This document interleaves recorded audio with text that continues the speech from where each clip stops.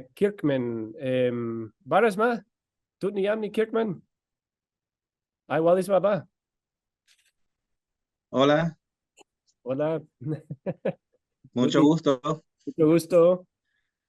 Antes de comenzar, muchas gracias por permitirnos estar aquí presente, aunque sea en línea. Para nosotros es muy grato el poder expresar el sentir del pueblo costeño, del pueblo nicaragüense, de las comunidades afrodescendientes y misquitas, que son parte fundamental de la historia de la costa caribe de Nicaragua, incluyendo la parte norte y sur. Represento también la Alianza de los Pueblos Indígenas y Afrodescendientes de Nicaragua, conocido como APIAN.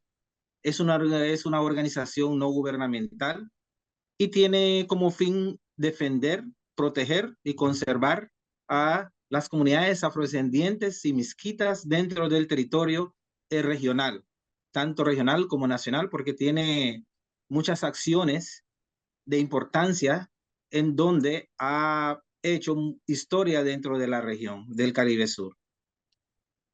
Si nosotros vemos, Nicaragua exactamente cuenta con aproximadamente 72 reservas protegidas, pero de estas 72 áreas protegidas, el 17% del territorio nacional de la costa caribe nicaragüense está ubicado al este del país. Y exactamente entre las dos regiones se encuentra con más del 50% del territorio nicaragüense. ¿Qué significa esto? Que si unimos las dos regiones, que son más del 50% del territorio nicaragüense, podemos deducir automáticamente que abarcamos casi más del 60% de los recursos naturales a nivel nacional. Esto implica que el área de las regiones autónomas comprende la costa caribe situada en la gran planicie atlántico, tiene una extensión aproximadamente de 551 kilómetros de litoral costero. Además de eso, con la sentencia de la Corte Internacional de La Haya en el 2012, nicaragüense obtuvo la plataforma continental histórica por primera vez y emblemática en el Mar Caribe sobre lo que es la reserva más importante en el territorio marítimo de la reserva Sea Floor. Esto ha conllevado a decir de que la costa caribe, que integra la parte de Nicaragua, posee una alta diversidad, tanto en especies como étnicamente, multicultural y pluricultural, cual a su vez celebran, o podemos mencionar algunas cosas como el palo de mayo, como la fertilidad del mes de mayo, en donde se rinde alabanzas a la diosa por ese mes que es el mes de la fertilidad en donde se florece. También hablamos de lo que es el marco jurídico. El marco jurídico para nosotros es un elemento muy importante en Nicaragua, que el Estado de Nicaragua ha creado un marco jurídico importante para la protección de los derechos de los pueblos indígenas y afrodescendientes, porque son la minoría en población. Aquí hablamos exactamente de que los misquitos, tanto como los afrodescendientes, representan una minoría en población, pero que abarcan una historia ancestral sobre lo que es el manejo y conservación de su territorio. También hablamos de una ley que ha sido históricamente en base a lo que es la historia de la costa caribe. Hablamos de la ley de autonomía de 1984, cual fue publicado y aprobado. Esto significa de que los pueblos tienen el derecho de conservar, de proteger y además de realizar sus propias actividades de acuerdo a la ley.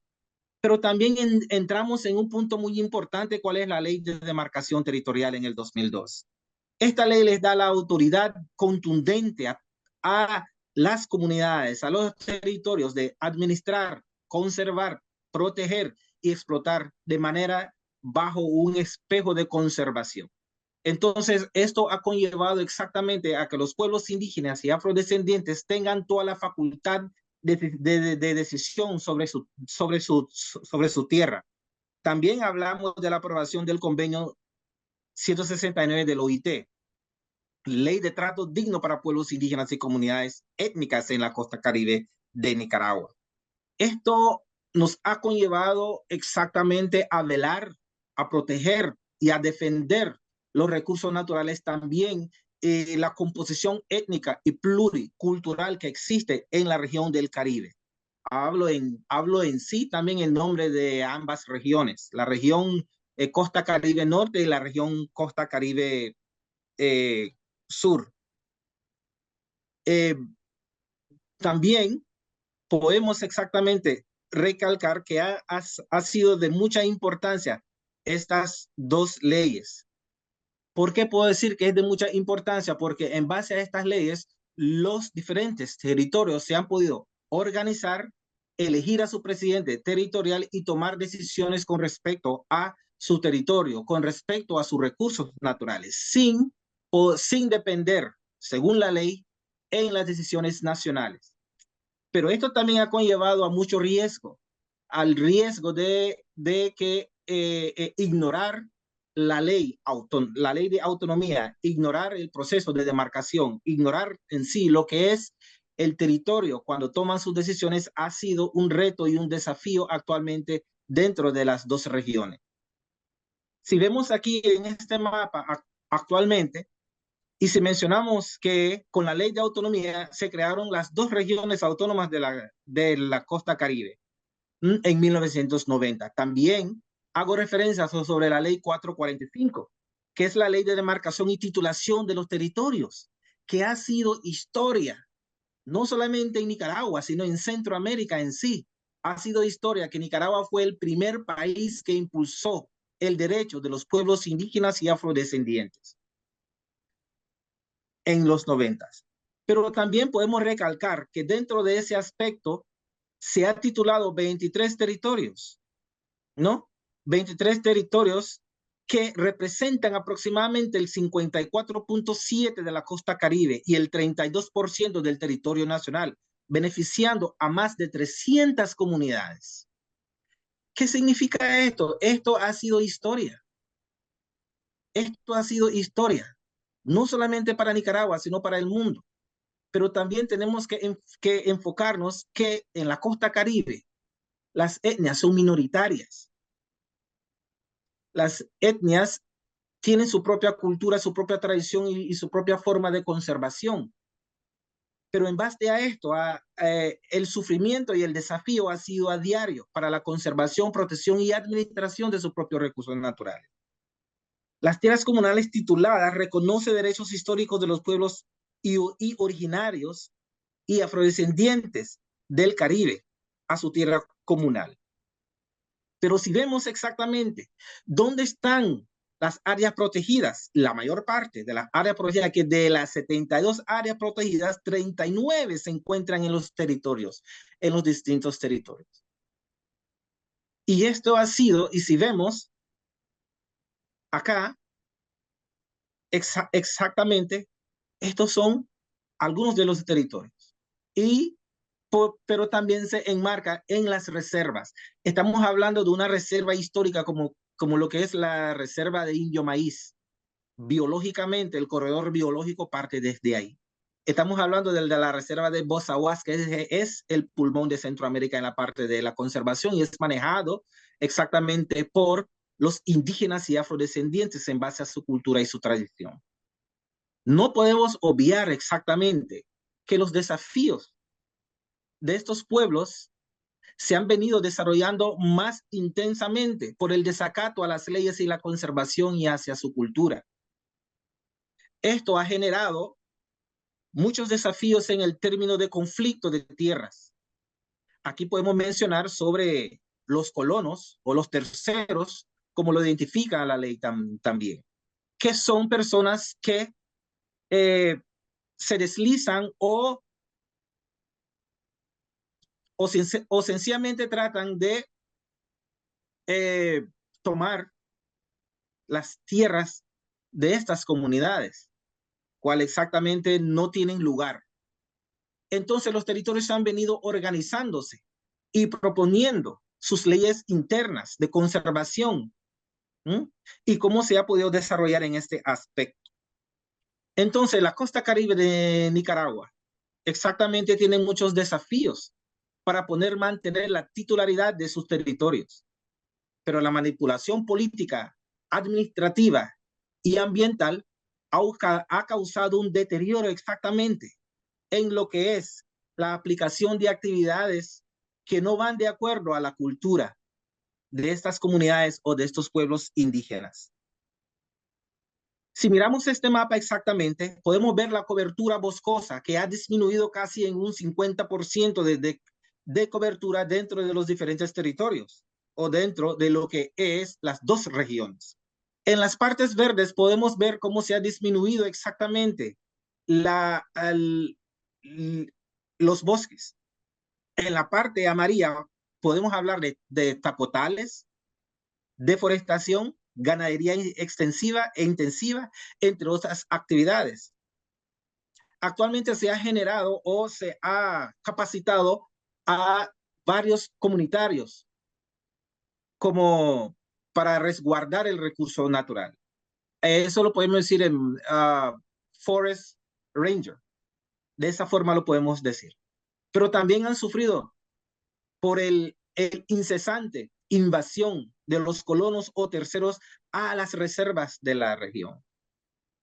Eso definitivamente ha generado un conflicto hasta armado, un conflicto de muerte entre los indígenas y afrodescendientes que defienden su territorio a cuesta de su propia vida.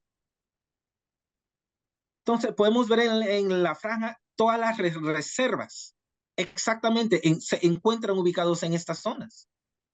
Pero vemos como la frontera agrícola ha comenzado a destruir el bosque. Puede ser un bosque primario o un bosque secundario. Pero, además de eso, nosotros podemos mencionar algunas consideraciones generales de los bosques en territorios indígenas y afrodescendientes. En sí también podemos decir que en la RACS, que es Región Autónoma Costa Caribe Sur, encontramos el 19.3% de estos bosques, destacando la reserva de biosfera indio maíz en territorio indígena y criol, que son afrodescendientes en ese aspecto. El 49% de los bosques en las regiones autónomas se concentran en los territorios indígenas y afrodescendientes, las cuales a su vez forman parte de las áreas protegidas, o sea, de que en la mayoría de los casos las áreas protegidas se encuentran en territorio indígena y afrodescendiente, no en territorios nacionales. Y de acuerdo a la ley, los propios indígenas y afrodescendientes pueden defender su propio territorio. Pero si miramos exactamente cómo es la población de estos pueblos, el 30% de los bosques, destacando la reserva de Bozahuas, ubicado principalmente en territorios misquitos y mayagnas, según censo no actualizado desde el 2005. Entonces, si vemos bien cómo es la población, cómo está distribuida la población étnica y afrodescendiente y otras etnias que están dentro de la región que también participan en ciertas actividades. El 26.35% es misquito, una población bastante alta. El 2.6% son afrodescendientes criol, que es una población minoritaria.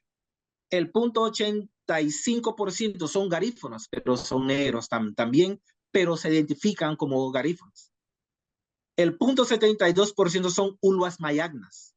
El 0.48% son ramas. Estos ramas es el grupo étnico minoritario existente a nivel nacional y son los que poseen una alta diversidad de su territorio, porque son los que abarcan casi una gran cantidad de territorio y de reserva, porque ahí les pertenece lo que es el río Maíz. Y el 69% pertenece a los mestizos, que es la población más alta actualmente en el Caribe Sur, en el Caribe de Nicaragua. Si nosotros nos enfocamos en lo que son los bosques de pinos, en lo que son los bosques latifoliados cerrados, bosques latifoliados abiertos, bosques de pinos abiertos y bosques de pinos cerrados. Si miramos cómo tanto el despale indiscriminado, las actividades que no están sujetas a la realidad de la región, que es la ganadería, entre otras actividades, se ha venido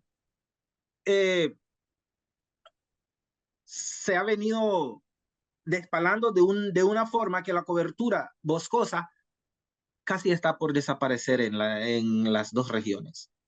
Y si ustedes ven acá, en 1983, la reserva y la conservación ha estado casi al más del 95%. Al 2011, hemos podido ver la alta tasa de invasión y la alta tasa de actividades ilícitas dentro de las dos regiones. Y si miramos bien, en estas franjas todavía hay conservación.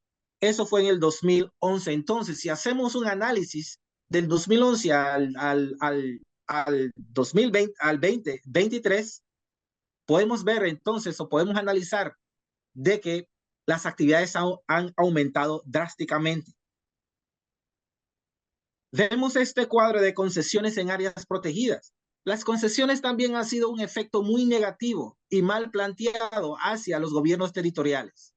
Las políticas ambientales no han sido efectivamente para beneficiar a los pueblos indígenas y afrodescendientes, sino más han sido para beneficiar a aquellas potencias políticas que tienen necesidad de hambre para invadir la propiedad de los territorios indígenas y afrodescendientes. Si vemos exactamente, hablamos de las concesiones en áreas protegidas. EMCO de Nicaragua, aquí mencionamos algunas empresas que han invadido, que han hecho gestiones centrales para poder tener acceso al territorio o a las regiones en este aspecto. Si vemos también los principales reservas que nosotros tenemos, como biosfera de Bozaguas, biosfera del sureste de Nicaragua o refugio de vida silvestre de Río San Juan y la reserva biológica del Río Indio y Maíz, que son las más importantes, significativas, biológicas. Pero cuando no hay muchas herramientas para defenderse, cuando no hay muchas herramientas a nivel regional, es como estar con un revólver sin arma, perdón, con un revólver sin municiones al aire. Entonces, esto nos quiere decir que esta organización de APIAN, no gubernamental, sin fines de lucro, necesita el apoyo de las organizaciones internacionales para seguir defendiendo a los pueblos indígenas y afrodescendientes y también el velar por el recurso natural. Si vemos más adelante, exactamente, aquí está uno de los territorios y sus comunidades. Estamos hablando del territorio de Laguna de Perlas, que es donde se acentúan los afrodescendientes y también misquitos, que tienen una convivencia étnica rica y comparten la misma cultura y la misma tradición en la parte de la conservación. Estos puntos rojos que vemos aquí son actividades de quema para implementar tal vez un cultivo de maíz, un cultivo de frijol. Estas áreas amarillas ya están convertidas en potrero. Y no son actividades que sinceramente van sujetos al tipo de suelo o al tipo de clima de la región, porque la región es de trópico húmedo. Vemos aquí exactamente la laguna de Perla. Esta laguna, por no tener la parte, si vemos aquí, la parte de retención del agua, que cuando cae precipitadamente, la región es bien accesible a la precipitación. Esta laguna aproximadamente se ha de secar por las múltiples actividades que ha estado pasando dentro de la región, específicamente en ciertas comunidades. Esto causa en esta parte, en esta laguna, es parte del sustento de las comunidades. Estamos hablando de varias comunidades, afrodescendientes, misquitas, uluas y garífonas. Se necesita más estudio para ver hasta dónde llegaría la sobrevivencia de este recurso. Pero dentro de las políticas de gobierno, aunado a los problemas severos de pobreza en los pueblos indígenas y afrodescendientes, y la necesidad de fortalecimiento del proceso de autonomía en las regiones y comunidades del gobierno nacional, se debería de concluir el proceso de demarcación territorial de los 23 territorios titulados en su cuarta etapa, que es la etapa de saneamiento. ¿Qué significa la etapa de saneamiento? Significa sanear la tierra, ver quién no es partícipe, ver exactamente cómo los pueblos pueden volver a retomar su territorio, que son los originales. Entonces, el saneamiento territorial es una de las fases más importantes, la cual no se ha podido iniciar. Y no podemos decir que es por fondo, sino es por iniciativa política. Estos han sido los efectos. También la consulta libre previa informada a los pueblos indígenas y afrodescendientes para el uso de sus recursos naturales. La consulta previa. Usualmente hace poco nosotros mencionamos sobre los diferentes proyectos que llegan a la región de minería, de explotación de recursos naturales. En la mayoría de los casos, no se toma en cuenta la decisión de los pueblos indígenas y afrodescendientes, porque ya viene con una aval a nivel nacional. Pero en base a la ley 445 de la ley de autonomía, las regiones tienen todo el derecho de dar autorización o de negar cualquier actividad que ellos consideran que les puede perjudicar en el futuro. Concesiones de madera, minas y pesca en Nicaragua aún no cumple con las políticas de protección. Y eso lo hemos estado viendo. Es una situación y un desafío claramente abierta a que los pueblos se tienen que defender con las dos leyes más importantes que ellos tienen, pero también es muy difícil, porque si nosotros vemos, casi no hay organizaciones en Nicaragua, solo hay APIAN en la costa caribe. Hay injerencia política partidaria en la organización de los gobiernos comunales y territoriales. ¿Qué significa esto? Que la política nacional ahora son partícipes de las decisiones de los pueblos indígenas y afrodescendientes dentro de sus decisiones. Un ejemplo, para las concesiones de madera, minas o pesca, ¿no? El que tiene la última palabra en este aspecto son los pueblos indígenas y afrodescendientes a través de su máxima autoridad. ¿Y cuál es su máxima autoridad?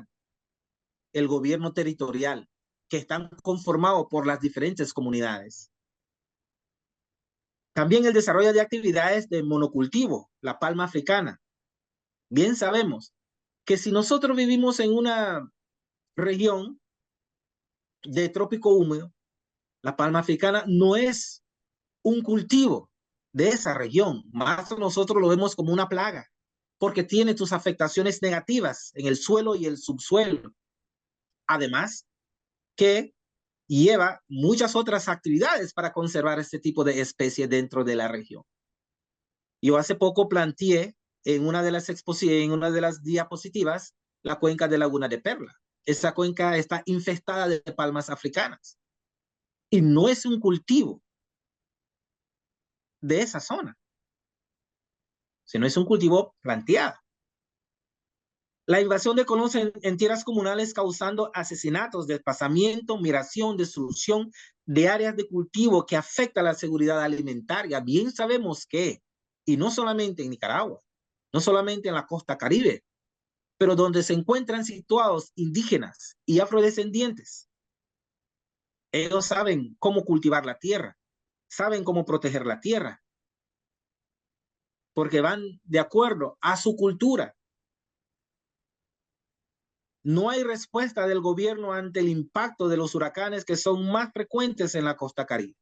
Ahora, si nosotros nos fijamos, hemos presentado varios mapas en donde hemos visto la cobertura boscosa ha bajado drásticamente, la invasión de los colonos o terceros en tierras territoriales, las actividades ilícitas, no convencionales, como la ganadería extensiva e intensiva. No hay respuesta exactamente de parte del gobierno para dar respuesta a las comunidades afrodescendientes e indígenas. Los proyectos de impacto ambiental en tierras comunales indígenas y afrodescendientes, ¿qué podemos decir con esto? Exactamente. El proyecto Bioclima, actualmente se está presentando un proyecto Bioclima. No es que, y no quiero que me malinterpreten, no es que estamos en desacuerdo con esto, porque sabemos que es un bien para la población, pero el proceso a seguir no es la que están usando actualmente. Los que deberían de estar defendiendo el proyecto son las comunidades afrodescendientes e indígenas, defendiendo un proyecto que la inversión les va a llegar. ¿Para qué?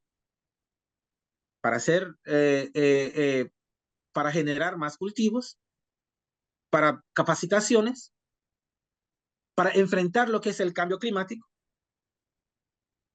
porque bien sabemos que es un factor que nos afecta a todos, no solamente a una comunidad, no solamente a un país, porque el cambio climático es un tema bastante abierto que podríamos abarcarlo desde diferentes ángulos. Hola, Este proyecto... Kirkman, ¿puede ir a la conclusión pronto? Porque ya tenemos que 4 más ponentes. Ok, ya casi he terminado. En este aspecto, y para culminar exactamente, los principales problemas y desafíos de pueblos indígenas y afrodescendientes que demanda a nivel nacional e internacional es de la alta tasa de deforestación, que es un factor latente, la ganadería extensiva, la minería y pesca indiscriminada, monocultivos, migración a las zonas de reserva e invasión a la propiedad comunal. Pero también, y como último punto, los desafíos de pueblos indígenas ante el cambio climático es que hay que buscar la forma de capacitar y de empoderar a estos pueblos. La demanda del cumplimiento de la legislación nacional, ¿no? Fortalecer a los procesos de autonomía y las diferentes leyes existentes en beneficio de los pueblos indígenas. Evitar la imposición de gobiernos comunales y paralelos. También capacitar a autoridades y guardabosques para continuar con la protección de los bosques. También el reto es de evitar la deforestación. Si evitamos la deforestación, podemos minimizar el impacto del cambio climático actualmente. Y con esto he concluido. Solo me quedaban como 2 diapositivas más. Ahí están los dialectos, idiomas de mi región. Tinquipali, Miskito, Tinquipalni, Mayagna, Blicavi, Rama, Upilpalca, Ulua, Seremme, Garífona y Thank you en criollo. Muchas gracias. Muchas gracias, Kirkman.